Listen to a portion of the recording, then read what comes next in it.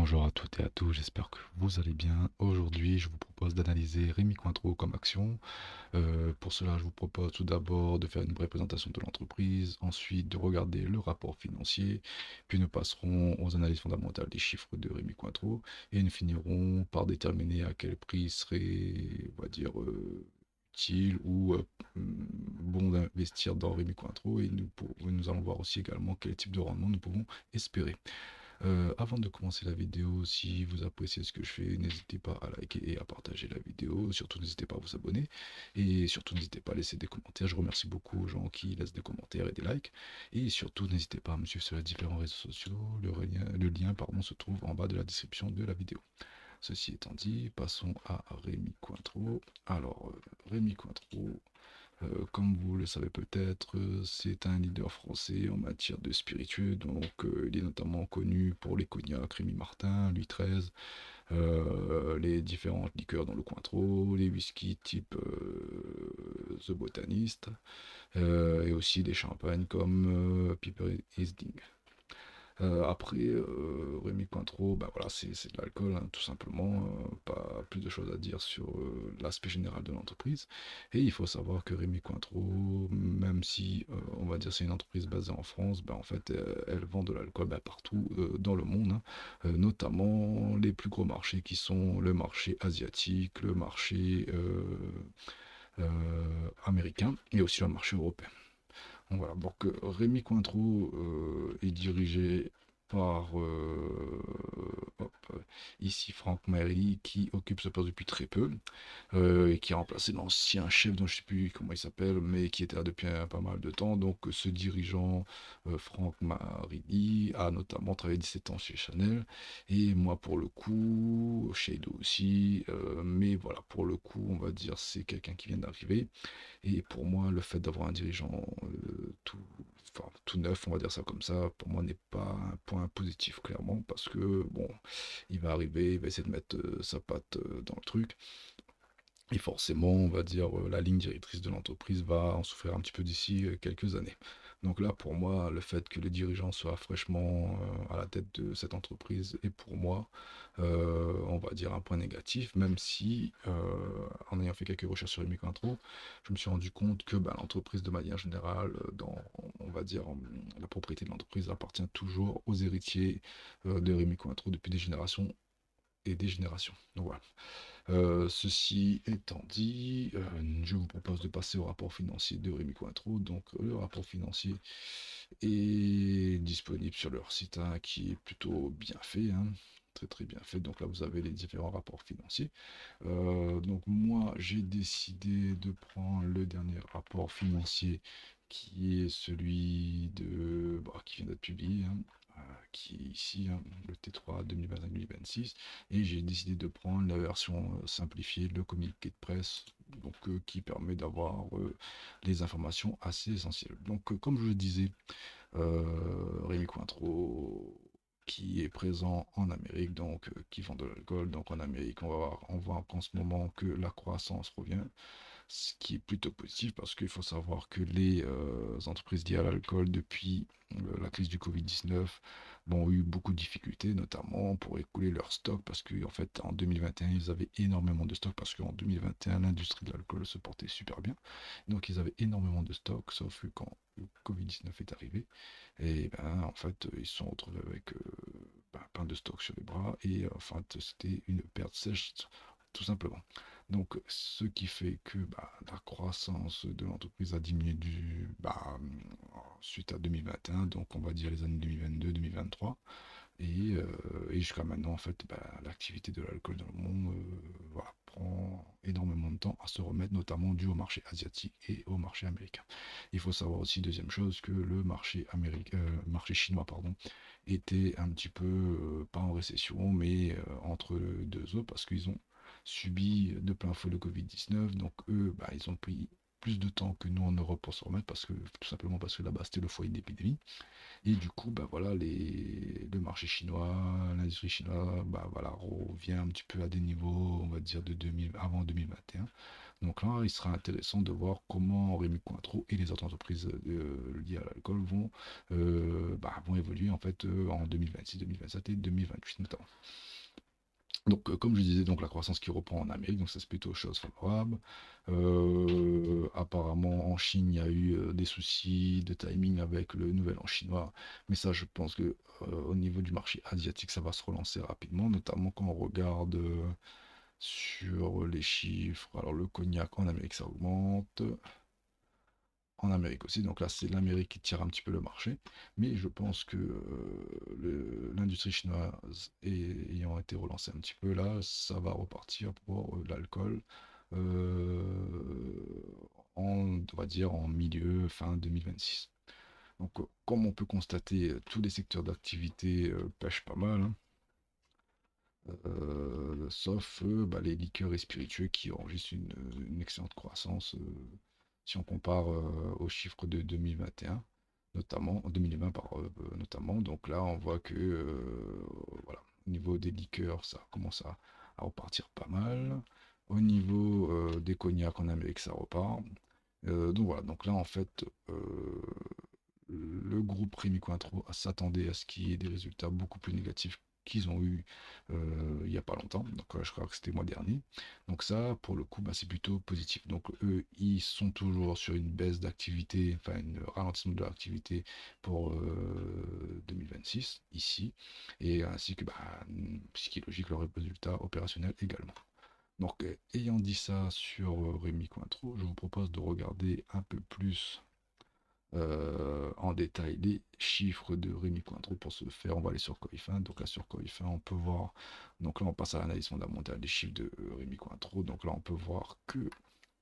Alors déjà, je vais commencer à noter quelques petits trucs. Donc là, moi, j'ai vu que le CEO.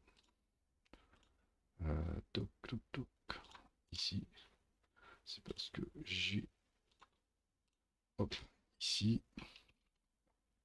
Donc CEO récent. On va mettre ça que c'est plutôt négatif. Ok, et là j'ai vu résultat en baisse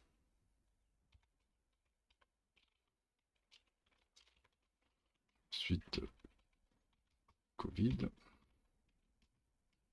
c'est plutôt négatif.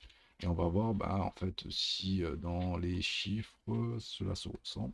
Alors qu'on regarde le chiffre, alors là c'est le graphique du chiffre d'affaires de Rémi Cointreau. Donc là on peut voir que depuis 2023 on a une baisse du chiffre d'affaires et que de manière générale depuis les 2010, le chiffre d'affaires de Rémi Cointreau, en fait, c'est en dents de scie. Donc ça, c'est pas positif pour moi, voire même négatif du fait que on est sur une baisse du chiffre d'affaires. Ce qui est très mauvais pour une entreprise, c'est que son chiffre d'affaires baisse, donc automatiquement sa marge baisse. Donc en fait, tout baisse, hein, donc c'est pas positif. Donc c'est en dents de scie, on va noter ici, voire à la baisse.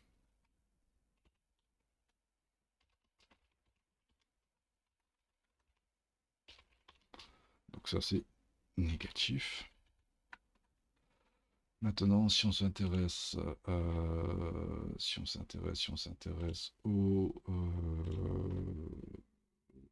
la marge nette de l'entreprise, qui est ici. Donc là, on peut voir que la marge également continue de baisser, tout simplement ici. Donc ça, c'est pas positif. Donc depuis 2022, un peu comme le chiffre d'affaires, la marge elle diminue. Donc là, on a une marge d'alentour de 10%. Donc 10% de 940 millions, ça fait 94 millions de marge. Donc on peut noter 94 millions de marge avec une marge nette qui diminue. Marge de 94 millions en baisse. Donc ça, c'est négatif. Si l'on continue, en regardant notamment la dette, alors la dette, elle pour le coup, elle cesse d'augmenter. Donc là, c'est un cas typique d'une entreprise qui va pas très bien, on va dire. Au moment donné, on a une marge qui baisse, on a une dette qui augmente, un chiffre d'affaires qui baisse. Donc tout ça bah, fait que bah, je pense que c'est pour ça que dans le prix de Rémi Cointreau, bah, en fait ça s'est pricé tout simplement parce qu'en fait on a tout un peu qui baisse. Donc la dette augmente, négatif, on va dire négatif. Après, il faudrait aller voir exactement ce qu'il y a dans la dette. Ça se trouve, dans la dette, il y a de l'investissement intéressant qui fait qu'en 2 3 années, Rémi Cointreau va pouvoir se relancer. Mais là, pour le moment, pour moi, la dette augmente, c'est négatif. Et surtout, si on fait un calcul simple, hein, si l'on prend, si l'on prend la marge, on prend la dette et on divise par la marge nette, bah, ça nous donne un remboursement. Donc là, on fait 900. Hop, on va relancer ça. Qu'est-ce qui se passe? Non, il ne peut pas marcher la calculatrice en ligne. Hop, hop. On va faire ici. Alors, si on prend 940 divisé. Non, alors la dette c'est 675, désolé. Donc 675 divisé par 94, qui est la marge nette. Ça nous fait bah, une dette qui peut être remboursée en 7 ans. Donc ça fait un peu beaucoup, à mon sens, hein. De manière générale, moi j'aimerais qu'une entreprise ait quasiment pas de dette ou que sa dette peut être remboursée en 1 an ou 2, ça pour une meilleure santé financière. Donc là, en 7 ans, et surtout, est-ce qu'on a du cash flow? Non, le cash flow est faible. Donc le cash flow est faible, la dette est forte, la marge elle diminue, le CA diminue. Donc là, on va dire que Rémi Cointreau, c'est un petit peu compliqué en ce moment. Donc, dette augmente et remboursable en 7 ans.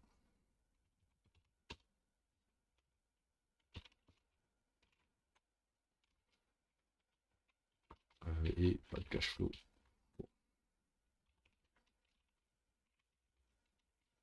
Donc, maintenant, en analysant un petit peu tous ces paramètres, bah, on peut voir en fait pourquoi Rémi Cointreau a s'est dévalué de près de 80%, parce que bah, tout simplement, fondamentalement, ça ne suivait plus.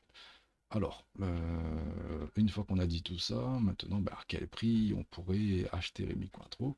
Alors, pour investir sur Rémi Cointreau, il faut se dire, enfin, pour ma part, hein, il faut se dire deux choses. Première chose, c'est une entreprise française établie partout dans le monde.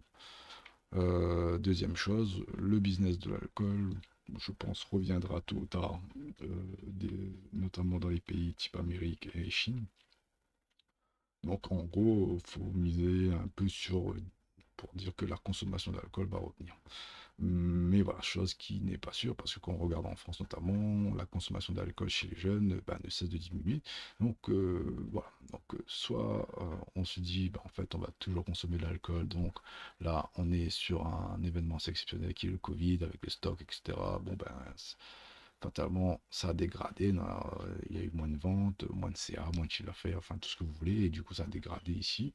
Et on se dit, bah forcément, l'alcool va toujours s'en vendre et que ça peut repartir. Donc, si on part de ce postulat ici, bah, on va essayer de déterminer bah, à quel prix acheter Rémi Cointreau. Et pour faire ceci, on va regarder le price earning ratio.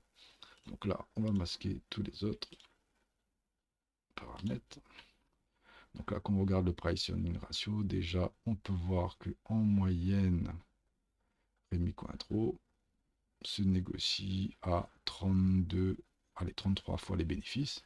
Et là, en ce moment, on est en dessous. Donc, déjà là, uniquement en regardant ceci, on peut dire que, bon, bah, ici, en fait, ça peut être pas mal d'investir dans Rémi Cointreau, voire même en 2025, etc. Parce qu'en fait, le price earning ratio est très, très, très faible.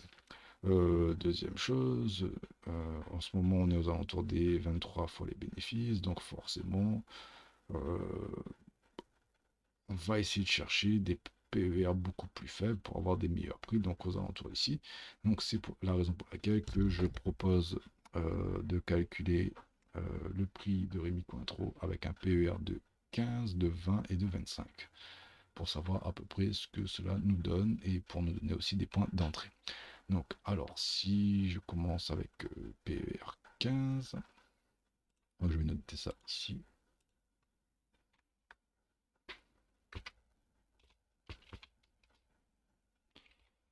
PER 15, PER 20 et PER 25, en sachant qu'en ce moment on est à 23 et qu'en moyenne c'est aux alentours des 33. Donc, quoi qu'il en soit, en moyenne, on sera en dessous avec les PER qu'on va calculer. Alors, pour PER 15, donc on va faire 15 fois le bénéfice, donc 94 qu'on a calculé tout à l'heure, divisé par le nombre d'actions en circulation. On trouve ici. Donc là, on est à 52 divisé ici par 52. Ça nous fait à peu près 27. On va mettre ça ici. 27 euros. Ça, c'est des livres. 27 euros. Hop. Et ici, on va mettre égal. OK. À PER 20. Donc là, on fait pareil.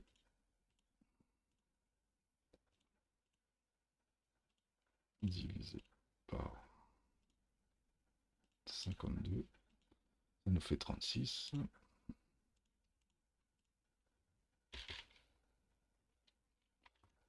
Et pour finir,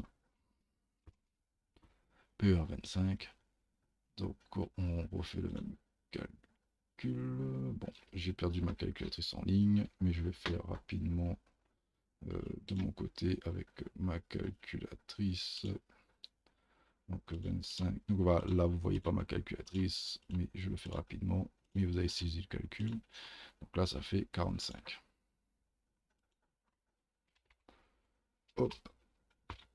Donc voilà. Donc on a les prix en fonction des PER qu'on va placer sur le graphique et on va commencer à analyser graphiquement quel type de rendement pouvons-nous espérer et quels sont les points d'entrée intéressants. Alors on va mettre les PER ici.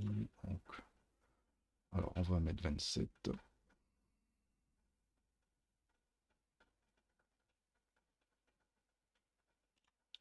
Grosso modo ici. On va mettre 36.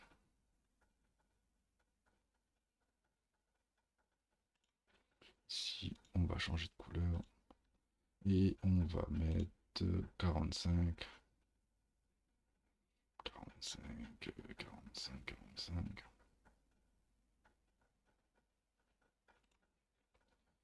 Ici, hop, voilà. On va les noter. 15.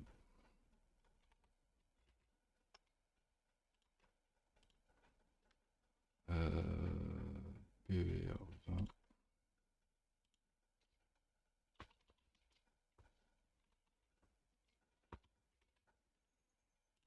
Et PER 25. Hop, voilà, donc on les a notés.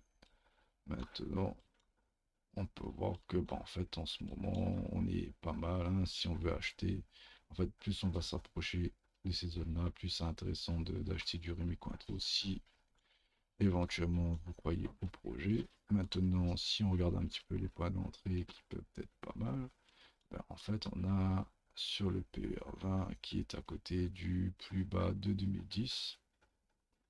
Puis surtout zone assez intéressante, là on est dans une balance mensuelle,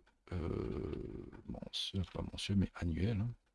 Hop, ici, donc là, donc une zone qu'on a transpercée, on est revenu dedans, mais aussi on a des croising balances mensuelles dans l'autre sens. Hein. Donc là, si on vient ici, donc là, ici, cette box-là, ça peut être une zone plutôt intéressante, et c'est là où on est actuellement. Maintenant, si on regarde un peu des retracements de Fibonacci, donc là, Alors, en restant sur la vue annuelle, déjà, est-ce que on peut mettre un petit Ishimoku dessus, histoire de voir où on en est? Non, pas assez d'informations. Donc on va passer en mensuel. En mensuel, Ishimoku nous indique une phase baissière. Donc là, on est bien dans une phase baissière, hein.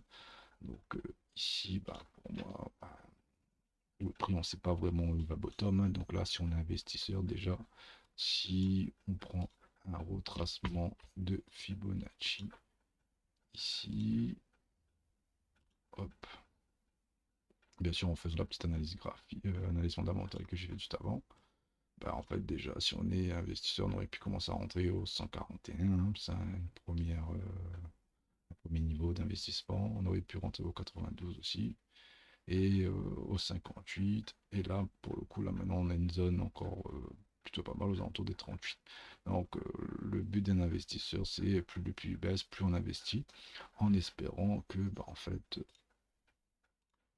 on revienne, que le prix un jour revient aux alentours du PER moyen qui est ici, donc que le prix, bah, revient tout simplement. Donc là, petit bottom ici, on investit et qui, bah, remonte tranquillement.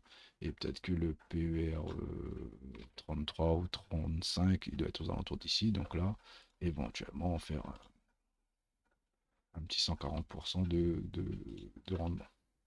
Donc ça, c'est possible. Deuxième chose, on peut dire que bah, voilà, là, maintenant, on a rebondi ici. Donc là, si on inverse Fibonacci,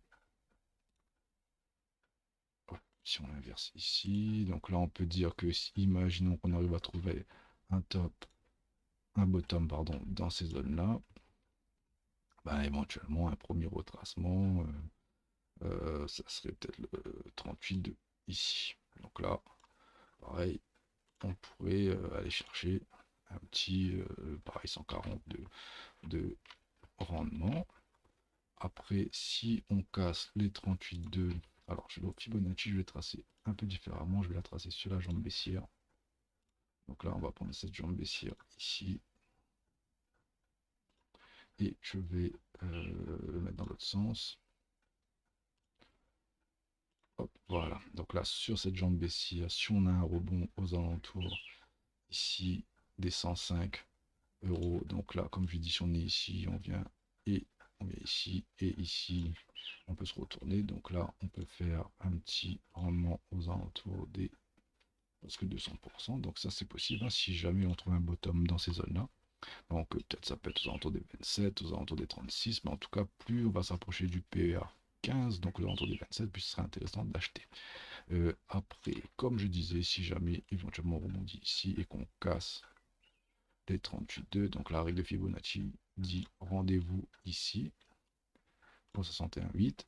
Donc là, éventuellement, on pourrait espérer un rendement aux alentours des 300%.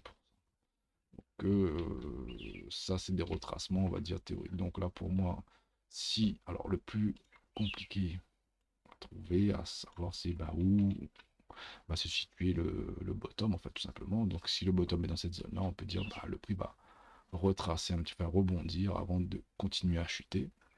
Donc là, les 38 de Fibonacci baissier est une bonne zone. Et aussi, on peut noter ici une imbalance baissière, une grosse imbalance baissière.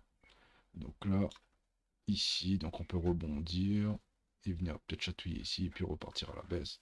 Et pareil, ben, ça peut nous donner un petit rendement assez sympathique de aller 2,6 fois le prix d'entrée. Voilà, donc Cointreau, si vous y croyez, moi pour moi la zone d'achat, bah, en fait c'est simple, hein, plus on baisse, plus on est dans des zones d'achat intéressantes. Donc là, on n'est pas loin. Plus on va baisser, plus on va y arriver.